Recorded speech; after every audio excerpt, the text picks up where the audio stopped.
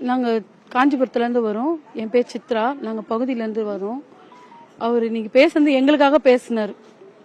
எல்லாரும் தற்குறின்ற ஒரு வார்த்தையை சொல்லி எங்களை ரொம்ப ஹர்ட் பண்ணாங்க. அந்த வார்த்தைக்கான பதில் அவர் கொடுத்தாரு. எங்களுக்கு அந்த ஒரு வார்த்தைக்கான பதிலே எங்களுக்கு ரொம்ப சந்தோஷமா இருந்தது. வேற எதுவும் நான் சொல்றேன். இந்த நிகழ்ச்சியில காஞ்சிபுரத்தை பத்தி என்ன மாதிரி ஒரு விஷயங்கள்லாம் பேசினாரு? அவர் சொன்ன விஷயம் எல்லாமே உண்மை. பாலாறுல இருந்து பஸ் ஸ்டாண்ட்ல இருந்து எல்லாமே சொன்னாரு. அது சொன்னது எல்லாமே உண்மை. அதெல்லாம் என்னைக்கா இருந்தாலும் நடைமுறைப்படுத்தணும். அது நடைமுறைப்படுத்தணும். அவர் கண்டிப்பா பண்ணுவார். அந்த நம்பிக்கை எங்களுக்கு இருக்கு. கரூர் துயர சம்பவத்துக்கு முன்னாடி விஜய் அவர்கள் பேசின பேச்சு, கரூர் துயர சம்பவத்துக்கு அப்புறம் விஜய் அவர்கள் காஞ்சிபுரத்துல பேச என்ன வித்தியாசத்தை பாருங்க? வித்தியாசம்லாம் எங்களுக்கு எதுவும் தெரியல. எங்க விஜயாவே இருக்கிறார். அவ்வளவுதான். எங்களுக்கு அது போதும். எங்க விஜய் நாங்க என்னைக்குமே விட்டு கொடுக்க மாட்டோம். அவருமே என்னைக்குமே எங்க பக்கமாவே இருப்பார். அவர் என்னைக்குமே மாற மாட்டாரு. அவர் என்னைக்குமே பின்வாங்க மாட்டார்.